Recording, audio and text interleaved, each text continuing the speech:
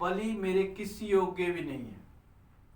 हम अपनी खुशी से देते हैं, अच्छी बात है, देने चाहिए, कई मिनिस्ट्रियों को देने चाहिए। उससे कई मिनिस्ट्रियाँ चल रही हैं, कई अनाथ आश्रम चल रहे हैं, कई वृद्ध आश्रम चल रहे हैं, अच्छी बात है।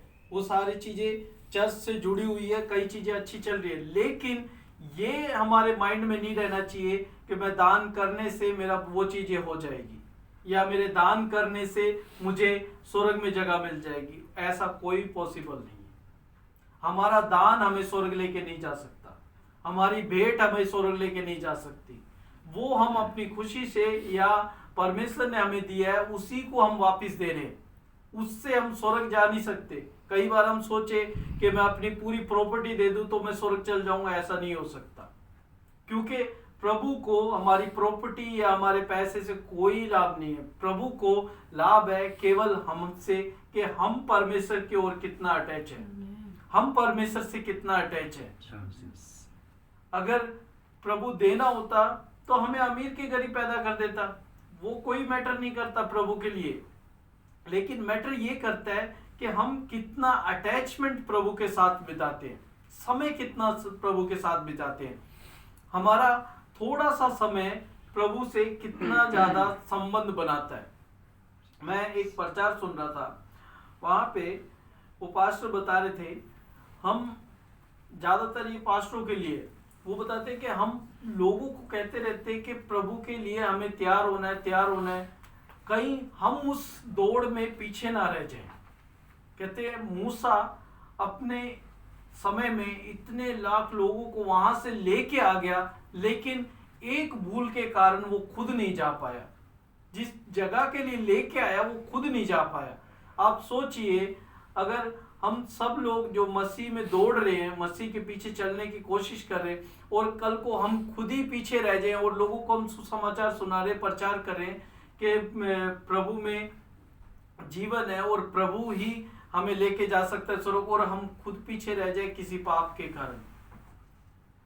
ये बहुत ज्यादा जरूरी है मेरे अजीजों, क्योंकि प्रभु क्या है, वचन साफ रीति से हमें समझाता है कि खुदावन के करीब जाने वाला, खुदावन से मिलने वाला, वो ऐसा होना चाहिए जैसा प्रभु है।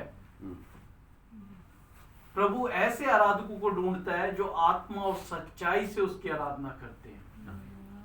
केवल हम पर प्रभु हमारे शरीर से आराधना नहीं चाहता, आत्मा और सच्चाई से चाहता है, ताकि हमारा जो मन है, जो हमारी आत्मा है, वो भी उसके प्रति समर्पित हो। हम दिखाने के लिए या किसी कार्य के लिए प्रभु को प्रसन्न नहीं कर सकते। मनुष्य को केवल प्रसन्न कर सकते हैं, मनुष्य को बहुत चीजें हम कर सकते हैं, लेकिन परमेश्वर को प्रसन्न करना हमारी आत्मा के बस में, वो ही प्रसन्न कर सकती है। मनुष्य हमारा शरीर नहीं प्रसन्न कर सकता, क्योंकि वो प्रसन्न होना परमेश्वर के हाथ में, वो अटैचमेंट जो आत्मा से अंदर निकलता है, वो अटैचमेंट प्रभु चाहता है। शरीर तो निष्फल, वो एक ना एक दिन मिट जाएगा, उससे कोई बेनिफिट नहीं है, उससे हमें लगाव भी नहीं रखना चाहिए, क्योंकि शरीर हमारा, जब हम पैदा हुए थे आज तक हमारा शरीर ढलता जा रहा है, एक ना एक दिन ये मिट्टी में मिल जाएगा। तो इससे प्रति ना रखें, इससे प्रेम ना रखें, क्योंकि जिसने शरीर से प्रेम रखा वो आत्मा से विरोध करता है फिर। क्योंकि जहां हमने शरीर से प्रेम रख लिया, अपने शरीर से प्रेम रख लिया, वह परमेश्वर से अपने आप ही हमारी दूरी बन जाएगी, क्योंकि हम अपने शरीर से ज्यादा प्रेम रखते हैं, परमेश्वर से नहीं कर पा रहे, क्योंकि परमेश्वर हमारे हृदय में आना चाहता है और हम अपने शरीर से प्रेम रखते हैं कि प्रभु तू हमारे शरीर में ना। कई बार हम अपने जीवन में प्रभु को भीतर करना चाहते, भीतर अपने लेके आना चाहते हैं, लेकिन फिर भी लेके नहीं आ पाते। कारण संसार की चीजें हमारे जीवन में भरमाई हुई है, भरी पड़ी है। कई बार हम सोचते हैं कि मैं अपने जीवन को प्रभु की राह में मजबूती से चलाने की कोशिश करते हैं। संसार में आप कलीसियाओं में जाएं, नाना प्रकार की बहुत सी कलीसियाएं हैं, अलग अलग चर्चिज में अलग अलग रूल है, अलग अलग रूल्स के कुछ कलीसियाएं नहीं है, बहुत सी कलीसियाएं हैं। कोई मदर मैरी को मानता है, कोई फादर को, कोई प्रभु यीशु मसीह को, कोई ओनली फॉर जीसस, अलग अलग अलग अलग करके बहुत सी कलीसियाएं हैं। उन बहुत सी कलीसियाओं में अलग अलग हर एक की सोच है। सब सोचते हैं कि सब प्रभु के घर में जाएंगे, स्वर्ग में जाएंगे। कोई एक कलीसिया दूसरे को दोषी ठहराती है, वो कलीसिया दूसरे को दोषी ठहराती है। हम मसीह में ही एक दूसरे को दोषी ठहराने लग जाते हैं कई बार। खुदावन का कलाम कहता है तुम दोष ना लगाओ, नहीं तो तुम पे भी दोष लगाया जाएगा। लेकिन हम मसीह में होके भी अपने भाइयों पे दोष लगाते हैं कई बार। क्यों? क्योंकि संसार हमें उस चीज में ढालता जा रहा है। आज मनुष्य का, शैतान ने प्रभु के लोगों को एक टारगेट दे दिया, लगभग एक टारगेट दे चुका है। जहां तक हो सकता है लगभग सभी लोगों को, चाहे मसीह में है या मसीह गैर मसीह है, सबको शैतान ने एक टारगेट दे दिया कि मरने से पहले अपने बच्चों के नाम पे जमीन जायदाद ले लेना। ये टारगेट आज मसीह क्या सब में फैल चुका है, सबके अंदर, कि भाई कल को मैं ना रहा, मेरे बच्चे किस मकान में रहेंगे, किस घर में रहेंगे, एक जमीन का टुकड़ा तो ले ही लेते हैं। ये टारगेट प्रभु के टारगेट से अलग, डिफरेंट लेके चला गया। अगर ये सोचिए, प्रभु यीशु मसीह मरने वाले, उनको पता भी है कि भाई मैंने मरना है। क्या उन्होंने ये सोचा कि भाई मरने से पहले शादी करके चले जाता हूँ? सोचा? नहीं सोचा। क्यों? क्योंकि उनको पता है कि मेरा टारगेट क्या है, मेरा मुकाम क्या है, मेरा मतलब ड्रीम क्या है, मैंने कहाँ जाना है, मैंने किस राह में जाना है। मैं उस चीज से पीछे मुड़ नहीं सकता। लास्ट में भी प्रभु जब पहुंच चुके, तब भी प्रभु ने यही कहा कि हे पिता, हो सके तो ये कटोरा मुझसे टल जाए। खुदावन का कलाम जो और लोगों में जिंदगी भर सकता है प्रभु यीशु मसीह, क्या वो खुद के लिए टारगेट चेंज नहीं कर सकता? कर सकता है। प्रभु ने पूरा अधिकार उसको दिया है। जब उसने तूफान को रोक दिया, मुर्दे में जान डाल दी, लंगड़े चला दिए, गूंगे बोलने लगे, तो वो सब कुछ कर सकता है, क्योंकि अधिकार प्रभु यीशु मसीह के हाथ में था। लेकिन फिर भी उसने कहा, पिता मेरी नहीं तेरी मर्जी पूरी हो। हालेलुया। लेकिन आज हम क्या करते हैं, अपने जीवन में एक टारगेट बना रखा है कि मरने से पहले एक जमीन ले लेते हैं, कल को मेरे बच्चे टेंशन ना रहे। ये शैतान ने आज टारगेट सबके दिमाग में फिट कर चुका है। और ये टारगेट जब तक हमारे दिमाग में बसा रहेगा, तब तक क्या है, हम उस राह में नहीं जा पाएंगे। कितना भी कोशिश कर लें, हम परमेश्वर की राह में नहीं बढ़ पाएंगे। क्यों? हमारा टारगेट हमें उस साइड की ओर खींच के जा रहा है। हम सेवकाई के 100% देने की कोशिश करेंगे, लेकिन मन में ये रहेगा कि भाई मैं सेवकाई करता रहूं, लेकिन अपने बच्चों के लिए भी तो देखो, क्योंकि खुदावन का कलाम यही कहता है, प्रभु का वचन यही कहता है, जो व्यक्ति अपने घर की रखवाली नहीं कर सकता, अपने घर का बंदोबस्त नहीं कर सकता, वो कलीसिया कैसे करेगा? ये सब वचन ही कहता है। लेकिन वचन, खुदावन का कलाम क्या है? दो धारी तलवार है। वो इधर से भी चीरेगा, उधर से भी चीरेगा।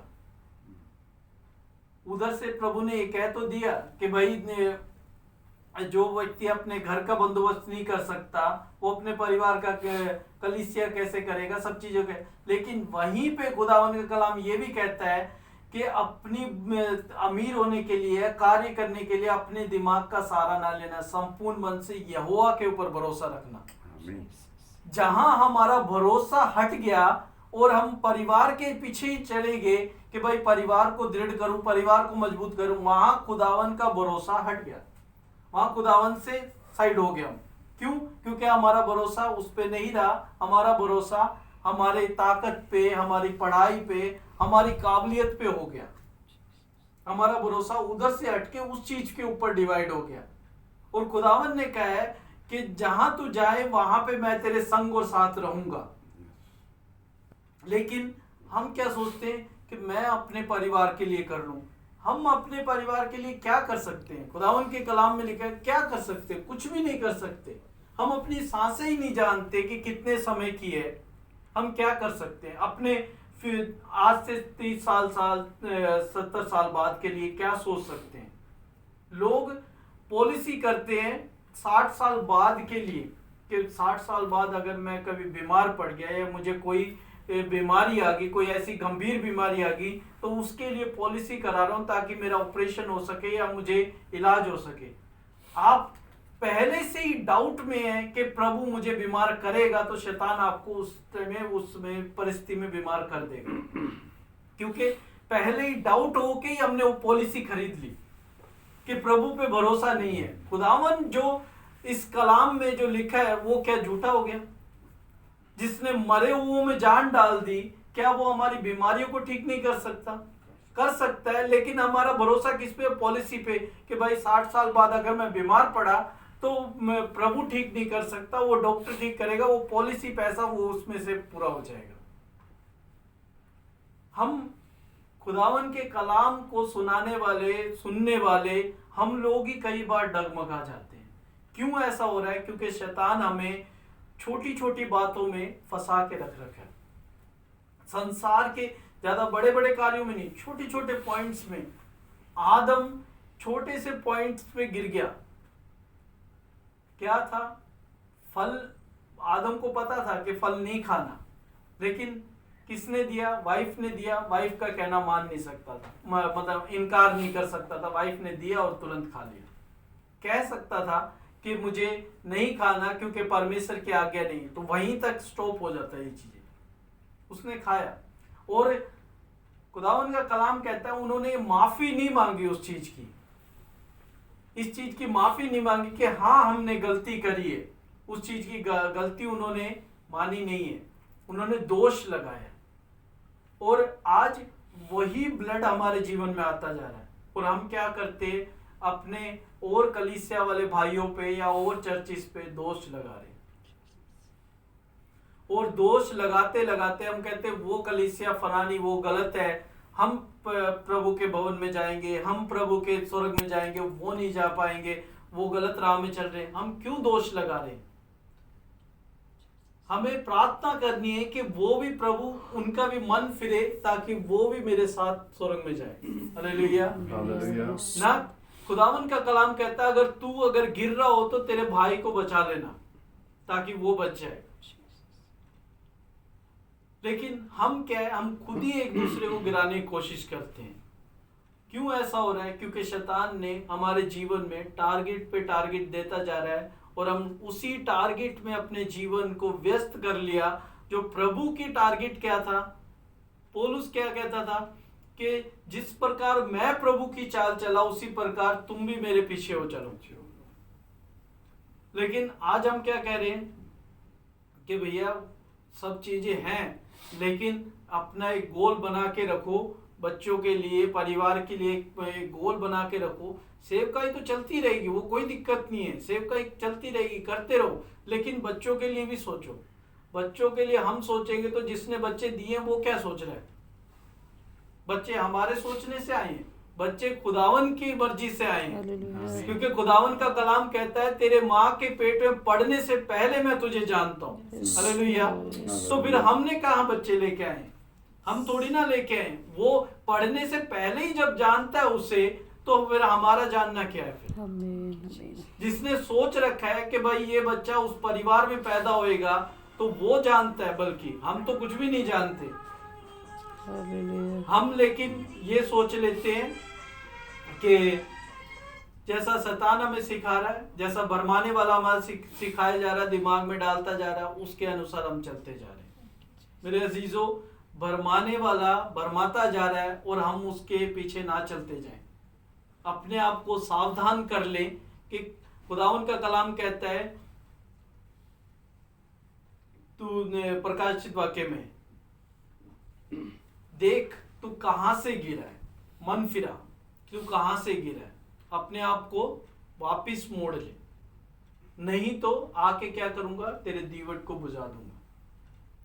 आप ये सोचिए, जब वो परिस्थिति आएगी, जब हमारे सांसें नहीं रहेगी, तब हम क्या करेंगे?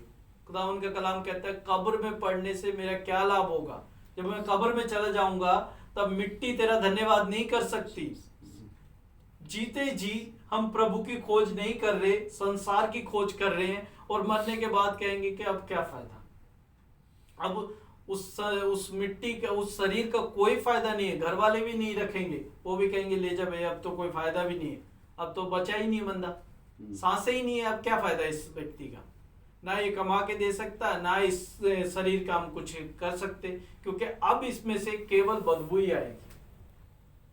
जो हम दुनिया भर के इत्र, परफ्यूम वगैरह छिड़कते इस मिट्टी के शरीर के लिए, उसके बाद जब ये प्राण निकल ले जाएंगे, उसके बाद कितना भी परफ्यूम लगाएं, लेकिन उसमें से अलग ही स्मेल आएगी। वो मिट्टी फिर मिट्टी के प्रति वफादार हो जाएगी, वो मिट्टी मिट्टी में जाएगी, फिर उस मिट्टी का फिर कोई फायदा नहीं है। इसीलिए मेरे अजीजों, जितने भी समय हमारा इस पृथ्वी पे है, हम नहीं जानते कौन सा दिन हमारा आखिरी होगा, लेकिन जितने भी दिन प्रभु ने रखे हैं, अपने आप को उस हिसाब से ढालें जैसा खुदावन का कलाम कहता है, कि हम दूसरों को दिखाने के लिए अपनी आराधना ना करें, दूसरे को दिखाने के लिए हम प्रार्थना ना करें, दूसरों को दिखाने के लिए हम दान पुण्य ना करें, क्योंकि खुदावन का कलाम यही कहता है कि वो अपना प्रतिफल पा चुके। जिन्होंने ऐसा सोचा, जिन्होंने ऐसा किया, वो अपना प्रतिफल पा चुके। लेकिन आज कलाम हमारे हाथ में, हम कैसे हैं? हर एक के पास एक अपनी बाइबल है, अलग विचार है, अलग लाइफ है। तो हमें अपनी लाइफ, अपने कलाम में जो खुदावन का कलाम हमें मिलता है, उसके अनुसार चलना है। दूसरे को देख के या दूसरे को टारगेट रख के हमें नहीं चलना कि वो व्यक्ति ऐसे चल रहा है तो मुझे भी ऐसा चलना है। खुदावन ने उसके लिए अलग योजना बनाई है, आपके लिए अलग योजना बनाई है, हर एक के लिए प्रभु ने अलग योजना बनाई है। मूसा जो कर सका वो हारून नहीं कर सका, या योशुआ नहीं कर सका। जो योशुआ कर सका वो मूसा नहीं कर सका। हालेलुया। हालेलुया।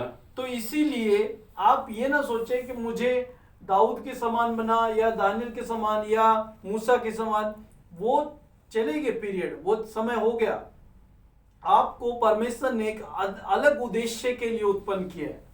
आपके पीछे भी परमेश्वर की कुछ योजनाएं हैं, वो परमेश्वर से पूछें और उसके अनुसार अपने जीवन को चलाएं, क्योंकि हर एक व्यक्ति के लिए परमेश्वर की योजनाएं अलग है।